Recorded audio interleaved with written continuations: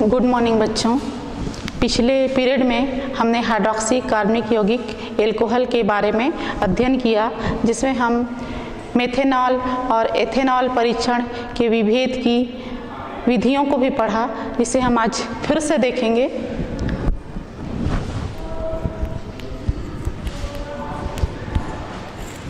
Ethanol और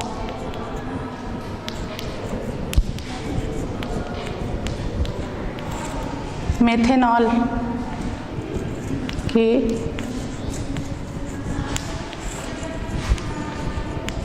विभेद की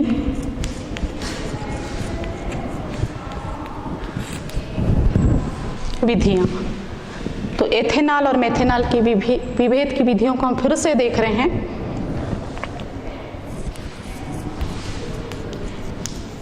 यह है एथेनॉल और मेथेनॉल। तो दोनों में क्या विभेद हो सकता है वो देखेंगे। तो सबसे पहला विभेद एथेनॉल और मेथेनॉल में ये है कि जो एथेनॉल होता है अर्थात एथिल अल्कोहल, वो आयोडोफॉर्म परीक्षण देता है। क्या परीक्षण देता है? आयोडोफॉर्म परीक्षण देता है, जबकि मेथेनॉल आयोडोफॉर्म परीक्षण नहीं देता। तो आयोडोफॉर्म परीक्षण क्या है, उसको रिएक्शन के माध्यम से हम फिर से देख लेते हैं। तो देखिए, ये है आपका एथेनॉल। हम देख रहे हैं आयोडोफॉर्म परीक्षण।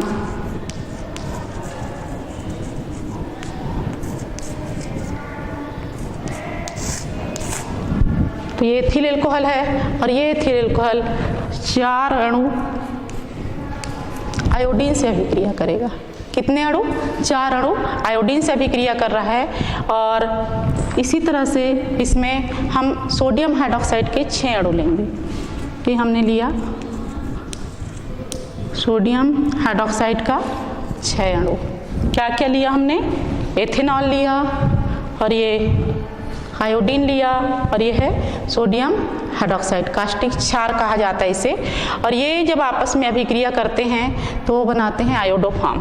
तो आयोडोफॉर्म का सूत्र है CH3।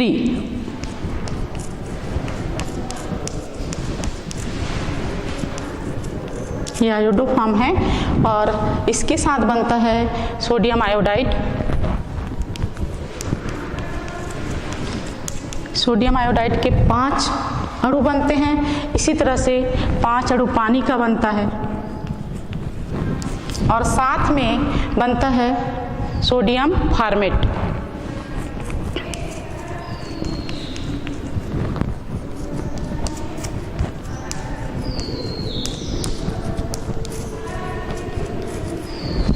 तो ये जो आयोडोफॉर्म का बनना आयोडोफॉर्म अभिक्रिया कहलाता है। और इस अभिक्रिया में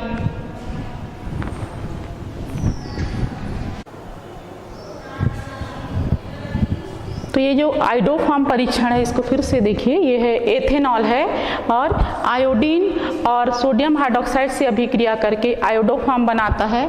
साथ ही सोडियम आयोडाइड बन रहा है, पानी बन रहा है और सोडियम फॉर्मेट बन रहा है। इसमें जो आयोडोफॉर्म है पीले रंग के क्रिस्टल के रूप में हमको प्राप्त होता है और यह अभिक्रिया होती है एथेनॉल में। और मेथेनॉल ये अभिक्रिया नहीं देता है ना। तो ये है दोनों में विभेद की पहली विधि। और दूसरी विधि में हम देखते हैं ऑक्सीकरण। कल पिछले पीरियड में मैंने ये कह दिया था कि ये एस्टर नहीं बनाते, मेथिल अल्कोहल और एथिल को एस्टर बनाते हैं। तो इसमें सुधार कर लीजिएगा कि दोनों एस्टर बनाते हैं। जो दूसरी विभेद की विधि है वो ऑक्सीकरण की।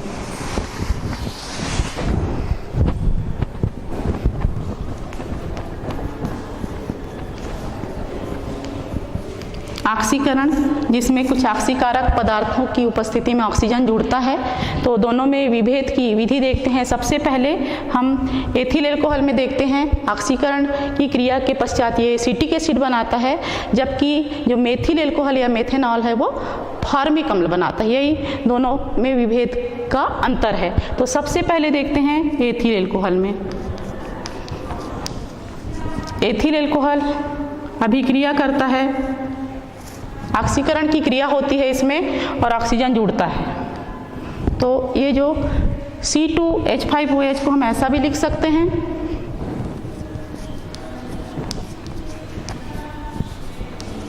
ऐसा लिख सकते हैं, है ना।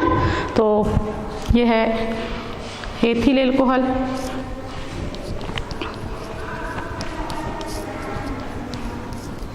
तो जो ऑक्सीकारक पदार्थ हम इसमें लेते हैं वे ऑक्सीकारक पदार्थ नवजात ऑक्सीजन इसे देते हैं। तो ये देखिए नवजात ऑक्सीजन को हम इस तरह से कोष्टक में लिखते हैं।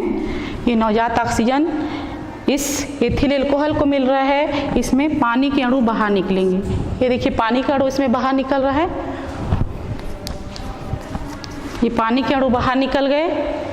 अब CH3CHO यहाँ हम लिखेंगे, इसका नाम क्या हो जाएगा, एस्टेल्डिहाइड। क्या नाम होगा, एस्टेल्डिहाइड होगा।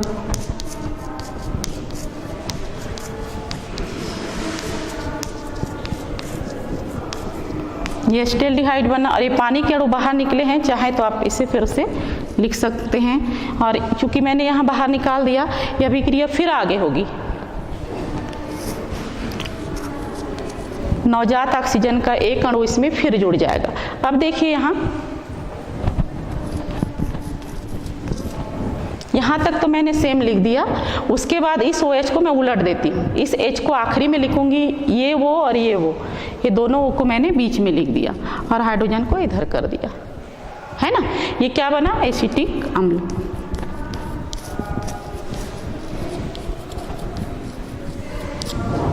तो ऑक्सीकरण की क्रिया में एथिल एल्कोहल या एथेनॉल क्या देता है, आखिरी में हमें एसिटिक अम्ल देता है। अब देखते हैं मेथिल एल्कोहल क्या देता होगा। ये मेथिल एल्कोहल है,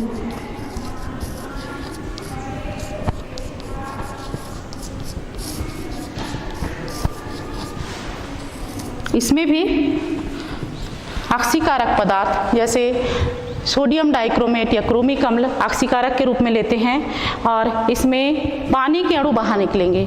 इसे हम तोड़ सकते हैं इस तरह से, ऐसा लिख सकते हैं इसको CH3 को, है ना, या इस H को इधर लिख के H2 को इधर लिख दिए। अब ये पानी का अणु इसमें बाहर निकलेगा, ये देखिए ये पानी का अणु इसमें बाहर निकल गया। क्या बचा, इस H को इधर ले आएंगे, HCHO। यहाँ फिर से ध्यान दीजिए, ये CH3 था, उसको मैंने CH और H2 करके तोड़ दिया और OH ज्यों का त्यों है। और इसको लिखते समय ये जो पानी के अणु को मैंने बाहर निकाल दिया, इस हाइड्रोजन को इस पार ले आई, तो HCHO हो जाएगा। इसका नाम है फॉर्मेल्डिहाइड।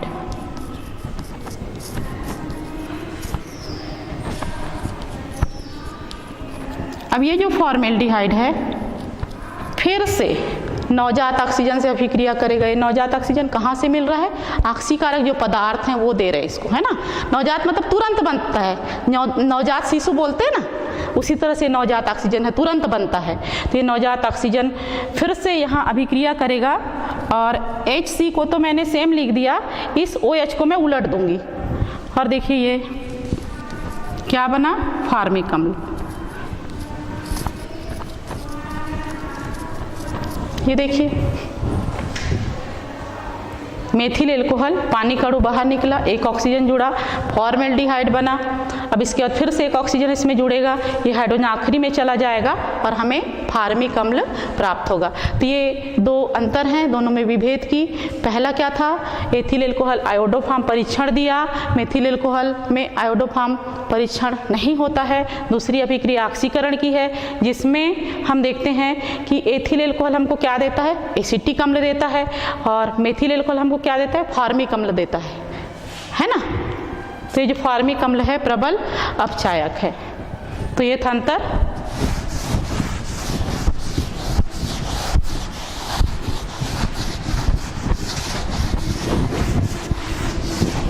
अब हम पढ़ेंगे हाइड्रोक्सी कार्बनिक यौगिक फिनॉल।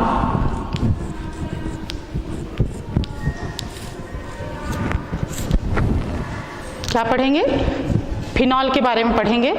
तो ये पहला सदस्य है एरोमेटिक हाइड्रोकार्बन का, एरोमेटिक एल्कोहल का ये पहला सदस्य है। तो इससे पहले कि हम फिनॉल के बारे में पढ़ें, इस फिनॉल का क्या क्या उपयोग होता है दैनिक जीवन में, ये देखते हैं। तो जो फिनॉल है उसका उपयोग होता है कृमिनाशक के रूप में। किसके रूप में? कृमिनाशक के रूप में इसका उपयोग होता है। और इसे आप लोशन के रूप में या साबुन के रूप में, एंटीसेप्टिक क्रीम के रूप में उपयोग करते हैं। किसको? फिनॉल को। तो इसका पहला उपयोग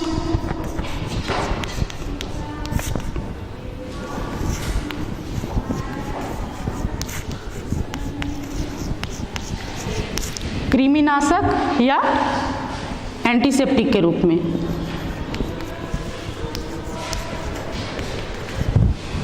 और इसका दूसरा उपयोग होता है फिनोल्फ्थेलिन बनाने में।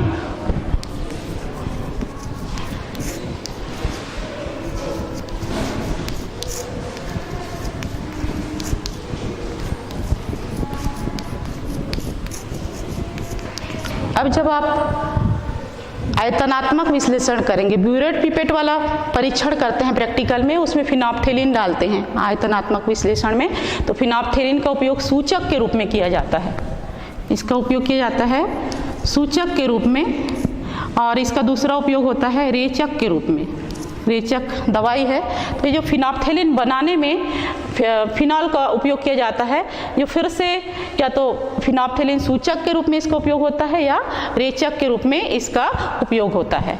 और तीसरा इसका उपयोग है बेकेलाइट बनाने में।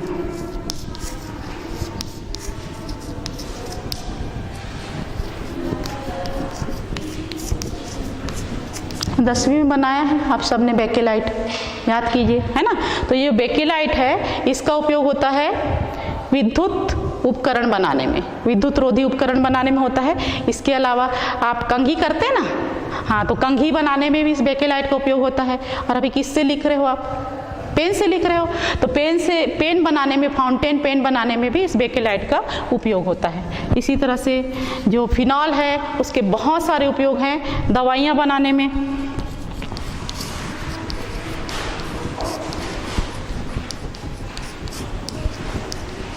फेनेसेटीन, एस्प्रिन, ये जो दवाइयाँ होती हैं उनको बनाने में इस फिनॉल का उपयोग किया जाता है। यदि किसी को पागल कुत्ता काटता है तो उसको ड्रेसिंग करने में भी इसका उपयोग किया जाता है।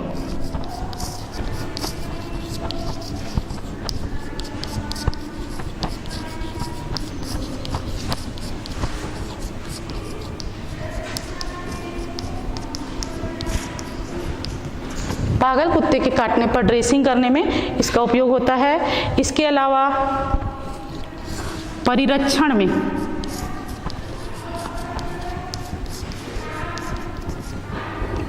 में, जैसे किसी चीज़ को हमको लंबे समय तक रखना है तब भी परिरक्षण के रूप में इसका उपयोग किया जाता है। इसके अलावा भी इसकी बहुत सारी उपयोगिता है दैनिक जीवन में, बहुत से कार्बनिक यौगिक बनाने में इसका उपयोग किया जाता है।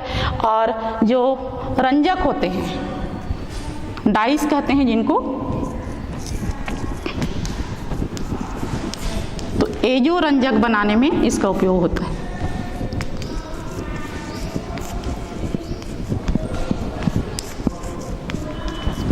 एजो रंजक बनाने में इसका उपयोग होता है। इसी तरह से अगला उपयोग जो टेरेलिन है और इसको बनाने में कच्चे पदार्थ के रूप में,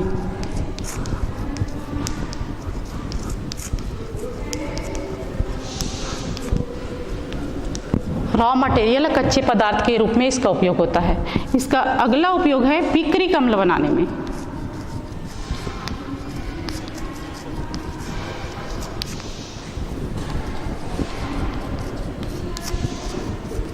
दिवाली में आप फटाके फोड़ते हैं, है ना, विस्फोटक पदार्थ बनता है जिसमें पिक्रिक अम्ल का उपयोग भी किया जाता है।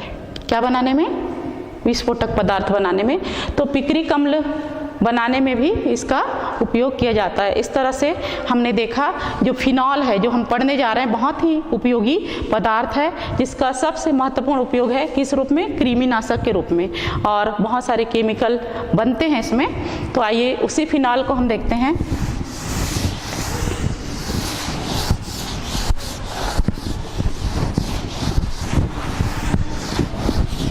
जब हम फिनॉल की बात करते हैं तो सबसे पहले तो हम ये जानें कि ये फिनॉल क्या है।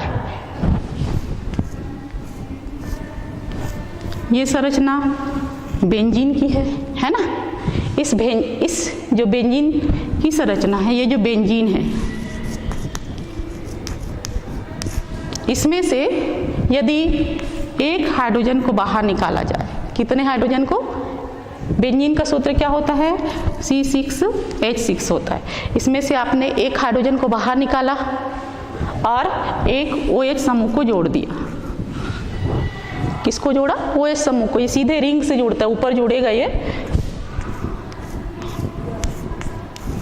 तो बेंजीन में से एक हाइड्रोजन बाहर निकला है ना, और एक OH समूह यहाँ जुड़ गया। अब है ये कहलाएगा फिनॉल, है ना।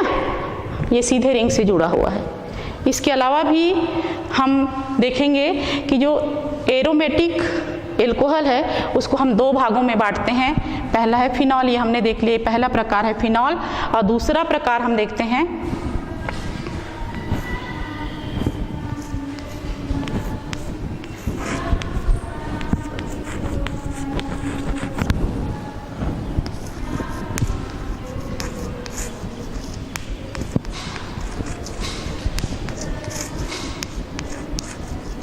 ये है बेंजीन एल्कोहल। क्या है?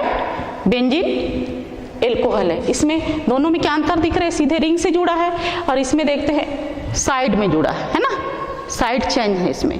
तो यही अंतर है। तो पहला है फिनॉल और दूसरा बेंजीन एल्कोहल। तो इसमें हम देख रहे हैं कि बेंजीन एल्कोहल में साइड चेन से जुड़ा हुआ है OH, और इसमें सीधे जुड़ा हुआ है। तो अब हम देखते हैं फिनॉल का वर्गीकरण। पर फिनॉल का वर्गीकरण बताने के पहले मैं आप लोगों को एक मूलभूत बात बेंजीन के लिए बताना चाहूँगी कि ये तो बेंजीन है और इसमें विभिन्न कॉर्नर्स पे बहुत से प्रतिस्थापी समूह जुड़ेंगे। तो मान लीजिए आपका फिनॉल यहाँ जुड़ गया, किसी में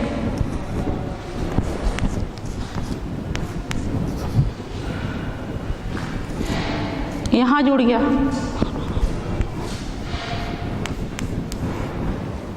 और अगली बार यहाँ जुड़ गया। फिनॉल की ही बात नहीं है, दूसरे प्रतिस्थापी समूह भी जोड़ सकते हैं। मान लीजिए एक फिनॉल यहाँ है,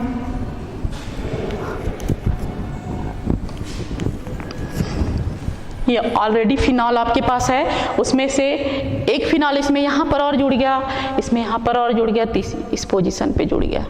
तो इनके नाम वही रहेंगे कि अलग अलग हो जाएंगे? चेंज हो जाएंगे ना नाम। हाँ, तो ये देखिए यहाँ पे, यहाँ से नंबर देंगे, हम नंबरिंग करेंगे 1 2 3 4, है ना। तो ये इसका नामकरण जब बताऊंगी तब इसको डिटेल्स बताऊंगी। अभी मैं इतना ही बता रही हूँ इसको कि यदि ये दूसरे पोजीशन पे जुड़ रहा है तो इसको हम कहेंगे आर्थो। क्या कहेंगे? आर्थो पोजीशन कहेंगे। ओ लिखा मतलब आर्थो, है ना। और 1 2 3, है ना, तीसरे पोजीशन पे जुड़ा है, मान लो ये दूसरे पोजीशन पे जुड़ा, मान लो 2 पोजीशन पे, तो आर्थो हुआ। और तीसरे पोजीशन पे जुड़ा तो क्या हो जाएगा? ये 1 2 पोजीशन, और ये है 1 3 पोजीशन, ये हो जाएगा मेटा। क्या कहेंगे इसको? मेटा कहेंगे। और ये देखिए 1 2 3 4, 1 4 पोजीशन पे रहेगा तो इसको कहेंगे पैरा। मैंने बताया, फिर भी कंफ्यूजन होगा ना, आप याद करेंगे तो मेटा को पैरा कह सकते हैं, आर्थो को मेटा कह सकते हैं, होगा कि नहीं? होगा ना। तो इसके लिए मैं एक सरल तरीका बंदर का बताती हूँ। मैं जब अपने स्टूडेंट्स को भी पढ़ाती हूँ तो बंदर का उदाहरण, सपोज आपके पास ये क्या है? एक बंदर है ना। ये बंदर है, यहाँ मैं बेंजीन रिंग को बना देती हूँ बंदर। आपके पास एक बंदर है और ये बंदर के हाथ पाँव और पूँछ है यहाँ पे। तो ये देखिए बंदर के हाथ पर यदि कुछ जुड़ा है, कोई प्रतिस्थापी समूह, तो हम उसको आर्थो कहेंगे। याद करने का तरीका बता रही हूँ। और यदि उसके पैर में जुड़ा है तो उसको हम मेटा पोजीशन कहेंगे, और उसके पूंछ में यदि जुड़ा है तो उसको हम पैरा पोजीशन कहेंगे। अब नहीं बोलेंगे आप? हाथ में जुड़ा है तो आर्थो पोजीशन, यदि पैर में जुड़ा है तो मेटा पोजीशन और पूंछ में जुड़ा है तो पैरा पोजीशन। अब नहीं भूलेंगे, है ना। अब देखिए फिनॉल का वर्गीकरण।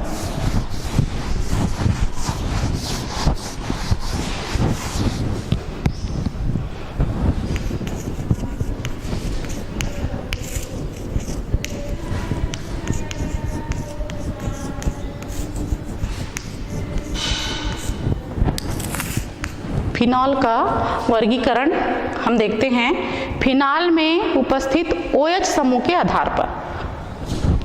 किसके आधार पर? इसमें जो OH प्रतिस्थापी समूह जुड़ा हुआ है उसके आधार पर हम फिनॉल को 3 भागों में बांटते हैं। कितने भागों में? 3 भागों में बांटते हैं। पहला है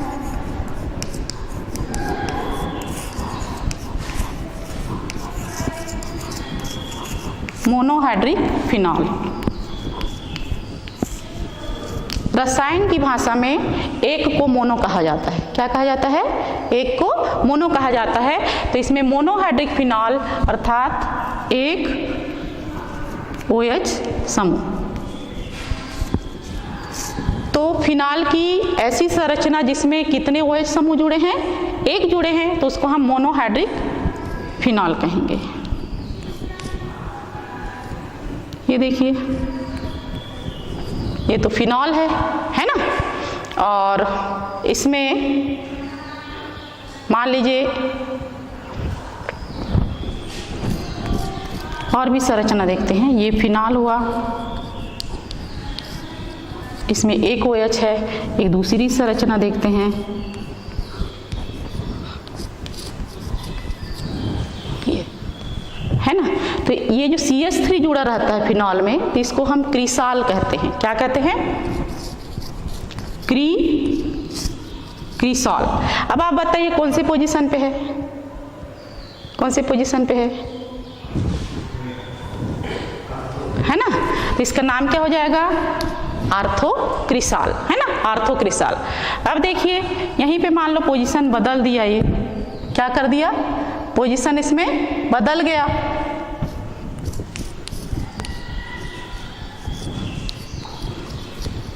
ये ऐसा हो गया, है ना।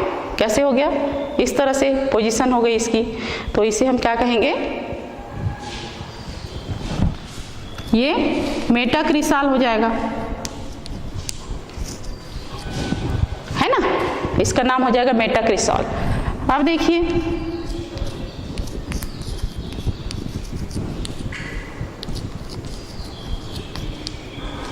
इसका नाम क्या होगा?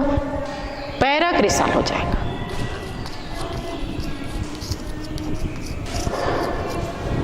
तो मैंने 4 संरचना लिखी आपके सामने। इसमें भी कितने OH समूह हैं? एक है ना। इसमें कितने हैं? OH समूह की बात करें, CH3 की बात नहीं करें। कितने OH हैं? एक हैं। इसमें कितने हैं? एक। और यहाँ पर, हाँ, यहाँ कितने हैं? एक है ना। बस इसमें आर्थो, मेटा और पैरा का अंतर है, उससे हमको मतलब नहीं। हमको किसको गिनना है? मैंने पहले ही बताया, OH समूह की गिनती करनी है। तो कितने OH समूह है चारों संरचना में? एक है। तो इसलिए ये क्या होगा? मोनोहाइड्रिक फिनॉल होगा। तो ये समझ गए आप लोग कि जब OH समूह की संख्या एक हो तो उसे हम मोनोहाइड्रिक फिनॉल कहते हैं।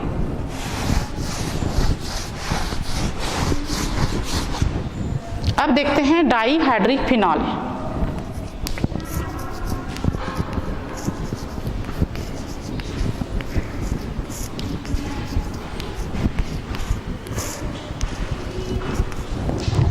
जब फिनॉल में OH की संख्या 2 हो जाती है, कितनी हो जाए? OH की संख्या 2 हो जाती है तो उसे हम डाईहाइड्रिक फिनॉल कहते हैं। देखिएगा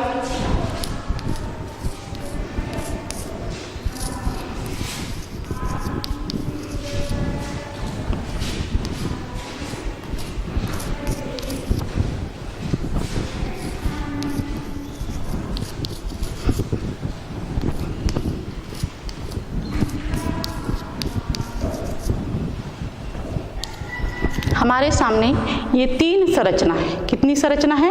3 संरचनाएं हैं जिसमें OH समूह कितने हैं? इसमें भी 2 है, इसमें भी 2 है, इसमें भी 2 है। बस अंतर क्या है? केवल पोजीशन का अंतर है। यहाँ आर्थो पोजीशन पर OH समूह जुड़ा हुआ है, यहाँ मेटा पोजीशन पर जुड़ा हुआ है, और यहाँ हम देख रहे हैं कि जो दूसरा हाइड्रोक्सी समूह है वो पैरा पोजीशन पे जुड़ा है। तो जब आर्थो पोजीशन पर दूसरा फिनॉल जुड़ा हो तो इसका नाम हो जाएगा कैटिकॉल। इसका नाम क्या हो जाएगा? कैटिकॉल हो जाएगा। और जब मेटा पोजीशन पे जुड़ा हो तो इसका नाम हो जाएगा रिसोर्सिनॉल।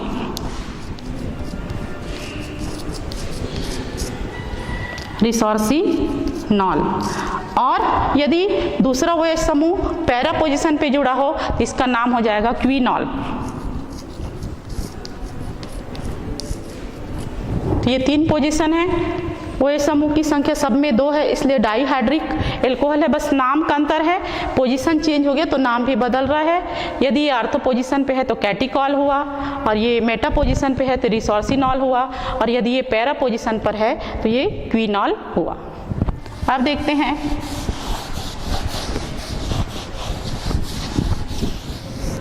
Trihydric alcohol. जब एल्कोहल में OH समूह की संख्या 3 हो तो उसे हम ट्राई हाइड्रोक्सी फिनॉल कहते हैं। तो देखिए संरचना,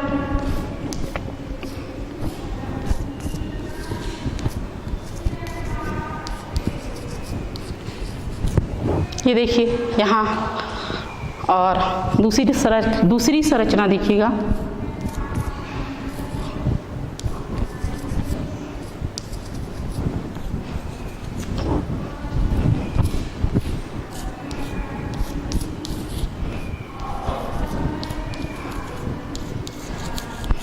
ये 3 संरचनाएं हैं आपके सामने, है ना?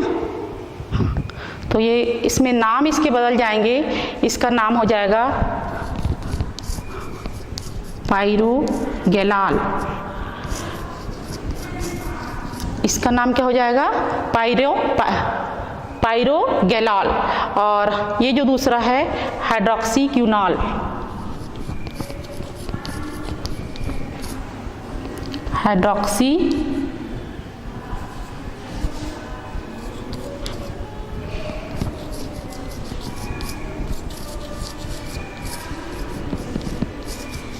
क्विनॉल इसका नाम हो जाएगा। और जो तीसरा है उसका नाम हो जाएगा फ्लोरोग्लूसिनॉल।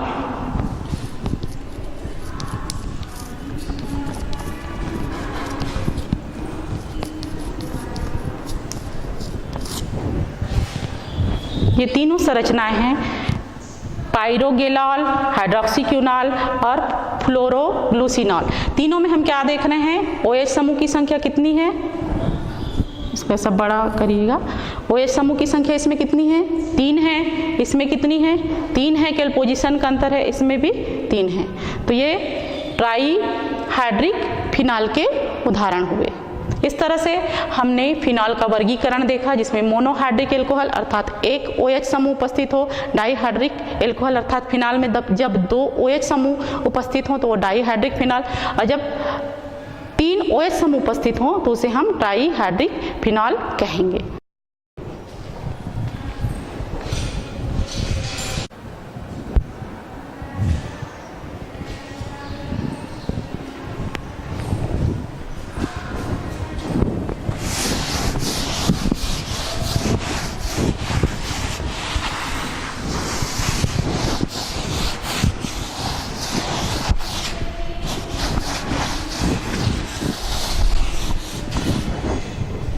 इसके पश्चात हम नामकरण पढ़ेंगे।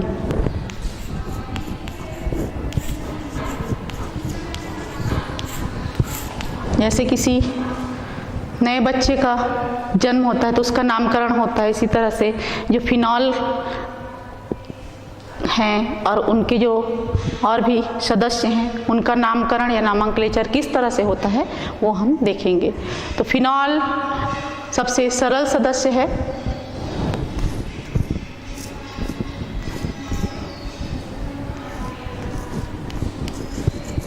इसी को आधार मानकर नामकरण किया जाता है ना।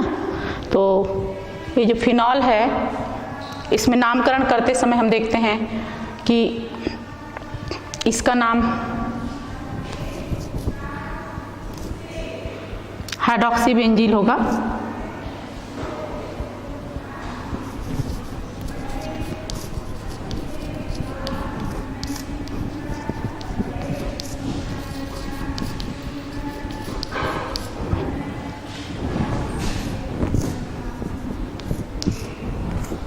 हम देखेंगे आधुनिक पद्धति अर्थात IUPAC पद्धति। आधुनिक पद्धति IUPAC पद्धति, इसका फुल फॉर्म है IUPAC का, जानते हैं आप? हाँ जी हाँ, international union of pure and applied chemistry. लिखना चाहेंगे आप?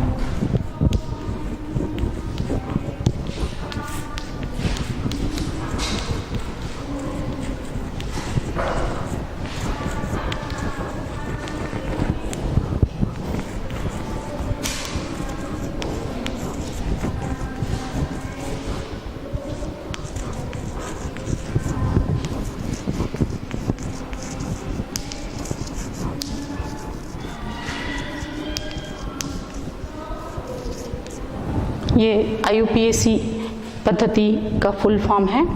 और मान लीजिए आपके पास ये फिनॉल है और इसमें ब्रोमो समूह जुड़ा हुआ है, तो इसका हम नामकरण करेंगे। तो जहाँ पर फिनॉल जुड़ा हुआ है उसे एक गिनेंगे हम, 1 2 3 4 5 6, है ना, 6 कार्बन होते हैं बेंजीन के। तो इसका नाम हो जाएगा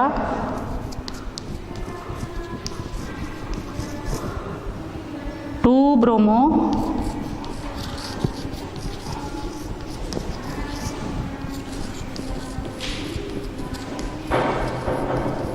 हाइड्रॉक्सी बेंजीन, ये इसका नाम हो जाएगा। क्या हुआ? 2 ब्रोमो हाइड्रॉक्सी बेंजीन।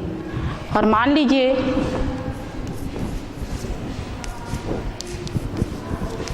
इस तरह से 2 बार ब्रोमो समूह जुड़ गया है। चलिए यहाँ क्लोरो जुड़ गया, अब इसका नाम क्या हो जाएगा? फिर हम यहाँ इसको 1 गिनेंगे, 2 3 4 5 और ये 6। अब इसका गिनती करेंगे और दूसरे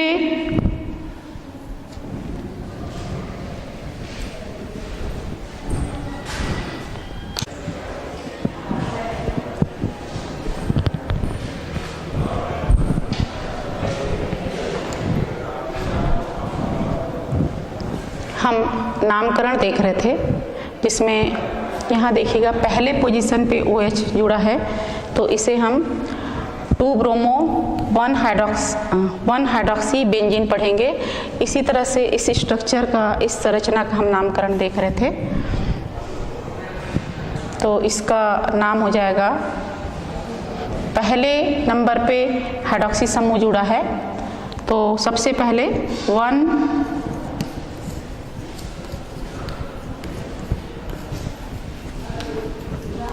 हाइड्रॉक्सी बेंजीन, इसका नाम हो गया। और दूसरे पोजीशन पे ब्रोमो जुड़ा है और यहाँ क्लोरो जुड़ा है, तो इसको भी अल्फाबेटिक लेते हैं। B पहले आता है ना, C बाद में आता है। तो हम यहाँ 2 ब्रोमो को पहले लिखेंगे, उसके पश्चात 3 क्लोरो लिखेंगे। तो ये इसका नाम हो गया, इसका नाम ये हाइड्रॉक्सी बेंजीन था। और पहले नंबर पे OH जुड़ा है, तो ये 1 हाइड्रॉक्सी बेंजीन हुआ। उसके बाद दूसरे नंबर पे क्या जुड़ा है? ब्रोमो समूह जुड़ा है, तीसरे में क्लोरो जुड़ा है। तो ब्रोमो को हम पहले लिखेंगे 2 ब्रोमो और 3 क्लोरो हाइड्रॉक्सी बेंजीन। तो ये समझ में आया होगा आपको। अब इसी तरह से अगला यौगिक देखते हैं।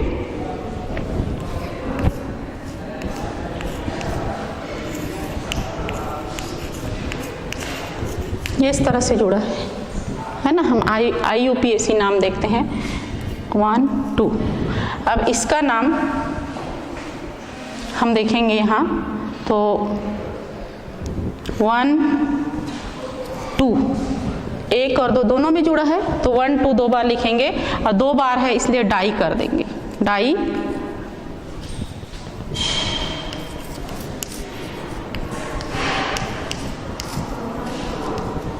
हाइड्रोक्सी बेंजीन हो जाएगा इसका नाम, है ना, सरल है ना, 2 बार है तो 1,2 डाई हाइड्रोक्सी बेंजीन। अब देखिए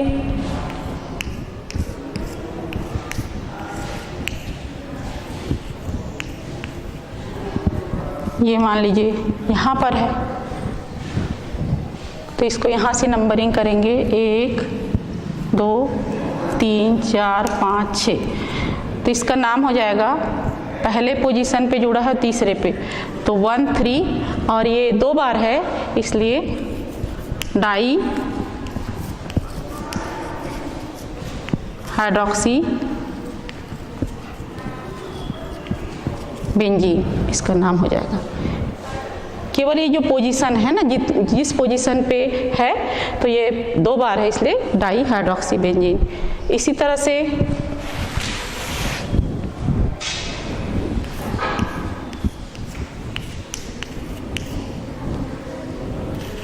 यहाँ OH समूह है और नीचे OH समूह है तो 1 2 3 4 5 6 ये अब कर लेंगे। उसके बाद इसका नाम लिखेंगे तो 2 बार है इसलिए 1 2 है ना, और 2 बार हाइड्रोक्सी समूह है तो डाई लगाए और हाइड्रोक्सी बेंजीन।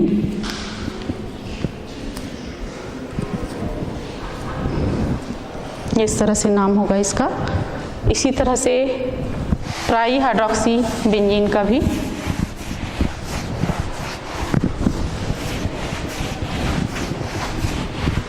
नामकरण किया जाता है।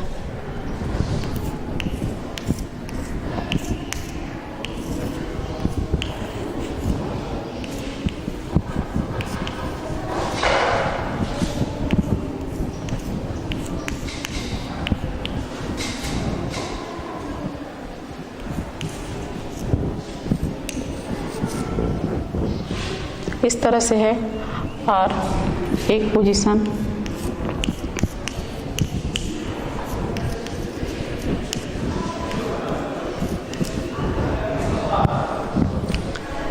इनका नामकरण 1 2 3 4 5 6। अब पहले पोजीशन पे, दूसरे पोजीशन और तीसरे पोजीशन पे हाइड्रोक्सी समूह जुड़ा हुआ है। कितने बार जुड़ा है? 3 बार जुड़ा है इसलिए यहाँ ट्राई लगा देंगे और हाइड्रोक्सी बेंजीन लिख देंगे।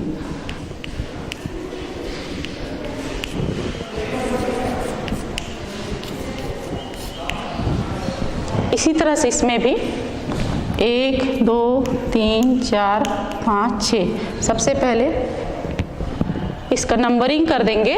उसके बाद पहले पोजीशन पे जुड़ा है, दूसरे में जुड़ा है और चौथे पोजीशन पे जुड़ा है तो 1 2 4 1 2 4 3 बार जुड़ा है इसलिए इसका नाम ट्राई हो जाएगा।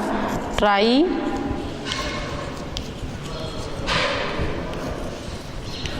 हाइड्रोक्सी बेंजीन इसका नाम हो जाएगा। इसी तरह से यहाँ देखेंगे 1 2 3 4 5 6 सबसे पहले इसका नंबरिंग कर देंगे। उसके बाद 1 3 5 1 3 5 फिर ट्राई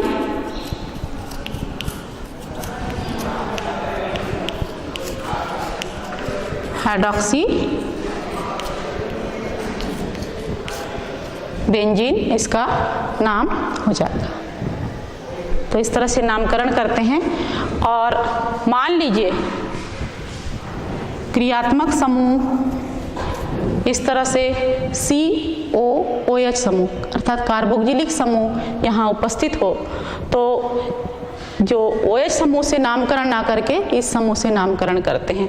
इसी तरह से CHO समूह उपस्थित है तब भी हम OH समूह से नामकरण ना करके जहाँ ये समूह जुड़ा रहेगा वहाँ से नामकरण करेंगे। तो इसका भी एक एक उदाहरण देख लेते हैं नामकरण में।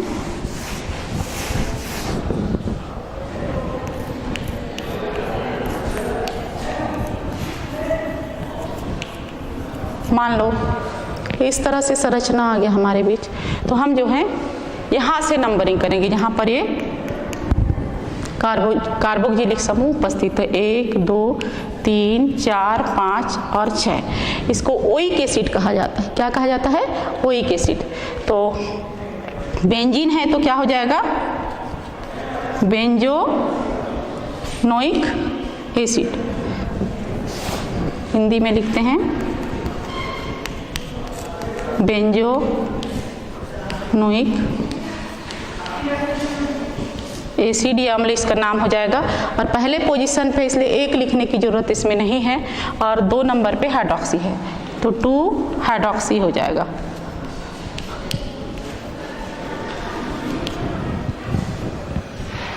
है ना? तो ये 2 हाइड्रोक्सी बेंजोनोइक अम्ल हो जाएगा। तो ये था नामकरण।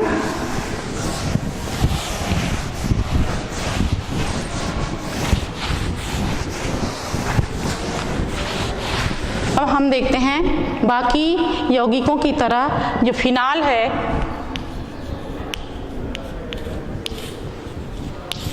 वो भी समावयता प्रदर्शित करता है। समावयता, समावयता किसे कहते हैं? 10वीं में आप सबने पढ़ा है, ऐसे यौगिक जिनके अणु सूत्र समान हो किंतु संरचना सूत्र भिन्न भिन्न हो तो वो एक दूसरे के समावयी कहलाते हैं, और ये गुण समावयता कहलाता है। क्या समान होंगे समावयता में? अणु सूत्र समान होंगे, और संरचना सूत्र क्या होगा?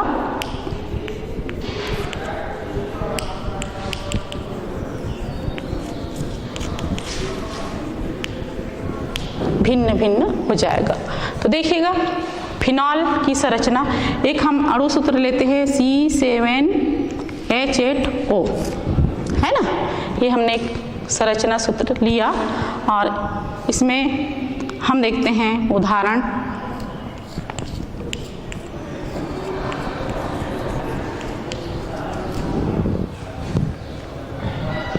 एक इस तरह से संरचना, ये CH3, और एक संरचना इधर लिखते हैं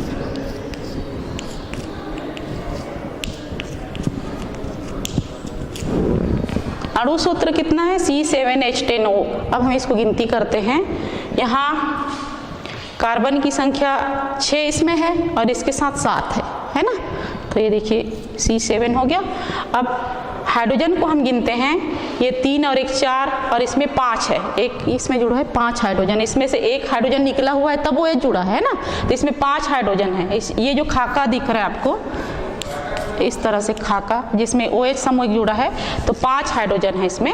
तो 5 6 और 3 8 हुआ, और एक ऑक्सीजन है, तो ये C8 और H8 और एक ऑक्सीजन, ये तो इसकी संरचना सूत्र ये हुआ। अब इसमें गिनती करते हैं, इसमें भी कार्बन की संख्या कितनी है? 6 तो इसमें है, इसके साथ 7 हुआ।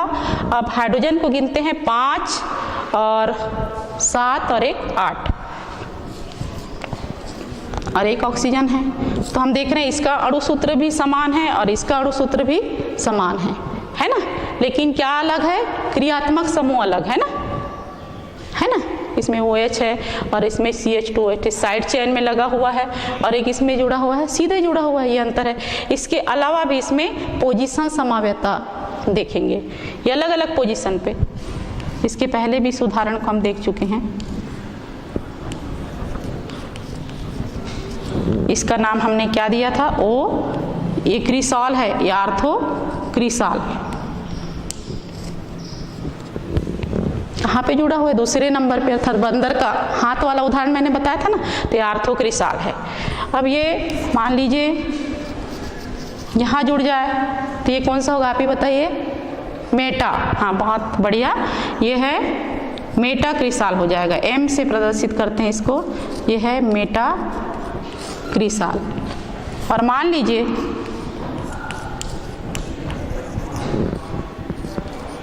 CH समूह, जो CH समूह है ये नीचे जुड़ गया, तब ये कौन सा क्रिसॉल होगा? पैरा क्रिसॉल हो जाएगा। ये बहुत बढ़िया, ये है पैराक्रिसाल। इस तरह से समाव्यता आपने समझा। अणु सूत्र क्या रहेंगे? समान रहेंगे, किंतु संरचना सूत्र कैसे रहेगा?